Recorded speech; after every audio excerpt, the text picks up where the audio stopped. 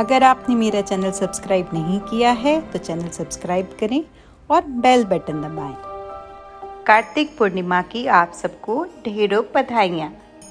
कार्तिक महीना पूरा ही त्योहारों और व्रतों का माना जाता है।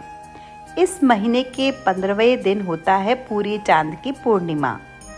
चांदनी रात की मनमोहक छटा के साथ कार्तिक पूर्णिमा का व्रत और हिंदू धर्म में कार्तिक पूर्णिमा का विशेष महत्व है। माना जाता है कि कार्तिक पूर्णिमा के दिन पवित्र नदी में स्नान करने से जीवन के सारे पाप नष्ट हो जाते हैं। इस दिन देवी देवताओं को खुश किया जाता है, इसीलिए इस कार्तिक पूर्णिमा पर लोग पवित्र गंगा में डुबकी लगाने के अलावा दान भी करते हैं। पौराणिक मान्यताओं के अनुसार स्वर्ग से देवता आकर कार्तिक पूर्णिमा के दिन देव दिवाली मनाते हैं। श्रद्धालु इस दिन व्रत रखते हैं और कार्तिक पूर्णिमा की कथा भी सुनते हैं। पौराणिक कथा के अनुसार कार्तिक पूर्णिमा का दिन धार्मिक के साथ साथ आध्यात्मिक रूप से भी काफी महत्वपूर्ण है।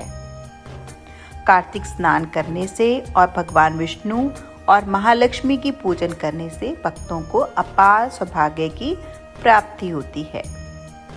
कार्तिक पूर्णिमा के दिन तमिलनाडु में अरुणाचलम पर्वत की 13 किलोमीटर की परिक्रमा होती है। सब पूर्णिमा में से यह बड़ी परिक्रमा कहलाई जाती है और लाखों लोग यहाँ आकर परिक्रमा करके पुण्य कमाते हैं। अरुणाचलम पर्वत पर कार्तिक स्वामी का आश्रम है। वहाँ उन्होंने स्कंद पुराण का लिखान किया था। कार्तिक पूर्णिमा को गोलोक के रास मंडल में भी श्री कृष्ण ने श्री राधा जी का पूजन किया था। हमारे तथा अन्य सभी ब्रह्मांडों से परे जो सर्वोच्च गोलोक है, वहाँ इस दिन राधा उत्सव मनाया जाता है और रास मंडल का आयोजन होता है। कार्तिक पूर्णिमा को ही श्री हरि के बैकुंठ धाम में श्री तुलसी का मंगल में प्राकट्य हुआ था। कार्तिक पूर्णिमा को ही देवी तुलसी ने पृथ्वी पर जन्म लिया था। इस दिन बैकुंठ के स्वामी श्री हरि को तुलसी पत्र अर्पण करते हैं और कार्तिक मास में विशेषतः श्री राधा और श्री कृष्ण की पूजन करते हैं। जो कार्तिक में तुलसी वृक्ष के नीचे श्री राधा और श्री कृष्ण की मूर्ति का पूजन करते हैं, उन्हें जीवन मुक्त समझना चाहिए। तुलसी के अभाव में आंवले के वृक्ष के नीचे भी पूजा की जा सकती है। कार्तिक पूर्णिमा की कथा। पौराणिक कथाओं के अनुसार दैत्य तारकासुर के 3 पुत्र थे, तारकाक्ष, कमलाक्ष और विदुन्माली। जब भगवान शिव के पुत्र कार्तिकेय ने तारकासुर का वध कर दिया तो उसके पुत्रों को बहुत दुख हुआ। इसके बाद उन्होंने देवताओं से बदला लेने के लिए घोर तपस्या कर ब्रह्मा जी को प्रसन्न किया। ब्रह्मा जी प्रकट हुए तो असुरों ने उनसे अमर होने का वरदान मांगा, लेकिन ब्रह्मा जी ने उन्हें इसके अलावा कोई और वरदान मांगने के लिए कहा। तब उन तीनों ने ब्रह्मा जी से कहा कि आप हमारे लिए 3 नगरों का निर्माण कराएं। हम इन नगरों में बैठकर सारी पृथ्वी पर आकाश मार्ग से घूमते रहें और 1000 साल के बाद हम एक जगह मिलें और उस समय जब हमारे तीनों पुर मिलकर एक हो जाएं तो जो देवता उन्हें एक ही बाण में नष्ट कर सके वही हमारी मृत्यु की वजह हो। ब्रह्मा जी ने उन्हें यह वरदान दे दिया। ब्रह्मा जी का वरदान पाकर तारकाक्ष, कमलाक्ष व विदुन्माली बहुत प्रसन्न हुए। ब्रह्मा जी के कहने पर मय दानव ने उनके लिए 3 नगरों का निर्माण किया। उनमें से एक नगर सोने का, एक चांदी का और एक नगर लोहे का था। सोने का नगर तारकाक्ष का था, चांदी का कमलाक्ष का व लोहे का विदुन्माली का। अपने पराक्रम से इन तीनों असुरों ने तीनों लोक पर अधिकार कर लिया। अब इन दैत्यों से घबराकर सभी देवता भगवान भोलेनाथ की शरण में गए। देवताओं की बात सुनकर भगवान शिव त्रिपुरों का नाश करने के लिए तैयार हो गए। इसके बाद विश्वकर्मा ने भगवान शिव के लिए एक दिव्य रथ का निर्माण किया। चंद्रमा व सूर्य उस रथ के पहिए बने। इंद्र, वरुण, यम और कुबेर उस रथ के घोड़े बने। हिमालय धनुष बने और शेषनाग प्रत्यंचा। स्वयं भगवान विष्णु बाण तथा अग्निदेव उसकी नोक बने। उस दिव्य रथ पर सवार होकर जब भगवान शिव त्रिपुरों का नाश करने के लिए चले तो दैत्यों में हाहाकार मच गया। दैत्यों व देवताओं में भयंकर युद्ध छिड़ गया। जैसे ही त्रिपुर एक सीध में आए, भगवान शिव ने दिव्य बाण चलाकर उनका नाश कर दिया। त्रिपुरों का नाश होते ही सभी देवता भगवान शिव की जय जयकार करने लगे। त्रिपुरों का अंत करने के लिए ही भगवान शिव को त्रिपुरारी भी कहते हैं। राक्षस के अंत की खुशी में सभी देवता प्रसन्न होकर भोलेनाथ की नगरी काशी में पधारे और इस दौरान उन्होंने काशी में तमाम दिए जलाकर खुशियां मनाई। जिस दिन ये हुआ उस दिन कार्तिक मास की पूर्णिमा तिथि थी। तब से आज तक कार्तिक मास की पूर्णिमा पर काशी में बड़े रूप से देव दिवाली मनाई जाती है। कार्तिक पूर्णिमा का हिंदू धर्म में महत्व। मत्स्य अवतार की अवधारणा। भगवान विष्णु के 10 अवतारों में पहला अवतार मत्स्य का माना जाता है। धार्मिक मान्यता है कि भगवान विष्णु ने प्रलय काल में वेदों की रक्षा के लिए मत्स्य रूप धारण किया था। नारायण के पहले अवतार इस पूर्णिमा के दिन होने की वजह से वैष्णव मत में इस पूर्णिमा का विशेष महत्व है।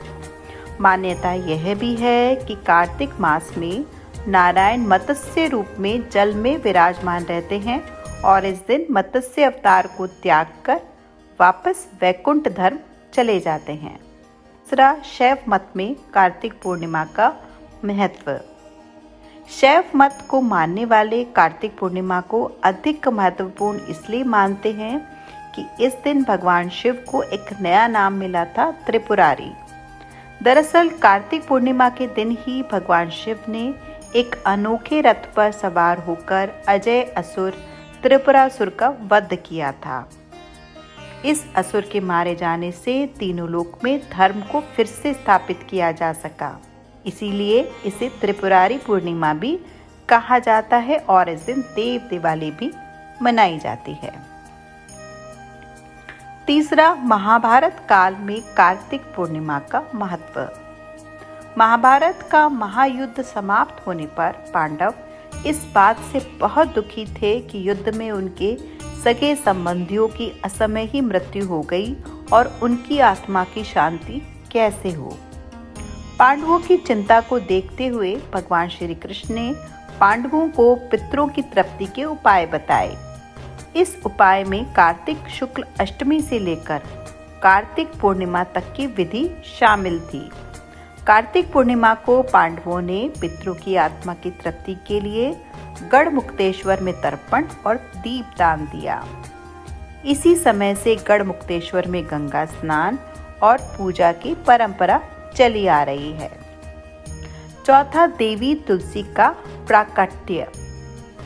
पौराणिक मान्यता है कि कार्तिक शुक्ल एकादशी तिथि को देवी तुलसी का भगवान के शालिग्राम स्वरूप का विवाह हुआ था और पूर्णिमा तिथि को देवी तुलसी का वैकुंठ में आगमन हुआ था। इसीलिए कार्तिक पूर्णिमा के दिन देवी तुलसी की पूजा का खास महत्व है। मान्यताओं के अनुसार कार्तिक पूर्णिमा के दिन ही देवी तुलसी का पृथ्वी पर भी आगमन हुआ था और इस दिन नारायण को तुलसी अर्पित करने से अन्य दिनों की अपेक्षा अधिक पुण्य की प्राप्ति होती है। पांचवा, गुरु नानक देव की जयंती। सिखों के पहले गुरु गुरु नानक देव की जयंती कार्तिक मास के शुक्ल पक्ष की पूर्णिमा को मनाई जाती है और इस शुभ अवसर को देश भर में प्रकाश पर्व के रूप में मनाया जाता है। इस दिन देश भर के गुरुद्वारों में प्रकाश पर्व को मनाया जाता है और गुरु नानक देव जी को याद किया जाता है। गुरु नानक देव जी ने सत्य और अहिंसा के मार्ग पर चलते हुए समाज को ऐसे मूल्यों के बारे में बताया था जिनकी आज भी बहुत महत्वता है। राजस्थान में पुष्कर मेला प्रबोधनी एकादशी से कार्तिक पूर्णिमा तक चलता है। पुष्कर में ब्रह्मा जी का मंदिर है। सर्वविदित है यहाँ इकलौते जगत पिता ब्रह्मा जी का केवल एक ही मंदिर है। सरोवर को ब्रह्म कमंडल से निकला पवित्र जल मानकर पूजा अर्चना की जाती है। जैन समाज के लिए भी कार्तिक पूर्णिमा का बहुत महत्व है। इस दिन जैन पलिताना पूजा स्थल पर दर्शन के लिए जाते हैं। कार्तिकेय दीपम या कार्तिकेय दीपम या दीपम उत्सव दक्षिण भारत में मुख्य रूप से तमिल और तेलुगु समुदाय के बीच अत्यधिक उत्साह के साथ मनाया जाने वाला एक हिंदू त्योहार है। कार्तिक दीपम तमिल के साथ साथ पड़ोसी राज्य जैसे केरल, आंध्र प्रदेश और कर्नाटक में भी बड़ी धूमधाम से मनाया जाता है। यह त्योहार तमिलों के बीच वैसे ही प्रसिद्ध है जैसे उत्तर भारत में दिवाली है। उड़ीसा में भी कार्तिक पूर्णिमा का अलग ही महत्व है। यहाँ पर लोग निकटतम जल निकाय में खिलौना नौकाओं को तैरते हुए बोईता बंदना की रस्म पालन करते हैं। उसमें सुपारी, फल, सिक्के, दिए आदि से भरी हुई नाव को उतारा जाता है और कार्तिक पूर्णिमा के दिन लोग पटाखे फोड़कर अपनी खुशी का इजहार करते हैं, उत्सव मनाते हैं। कुछ लोगों का मानना है यह परंपरा पूर्वजों के लिए प्रार्थना और उनका आशीर्वाद प्राप्त करने के लिए होती है। इसीलिए लोग पूरी श्रद्धा से कार्तिक पूर्णिमा का अवसर मनाते हैं। देश के बाकी अलग अलग हिस्सों में भी कार्तिक पूर्णिमा को अलग अलग रूप से मनाया जाता है। अगर आपको ये वीडियो पसंद आई हो तो लाइक, शेयर और कमेंट करें।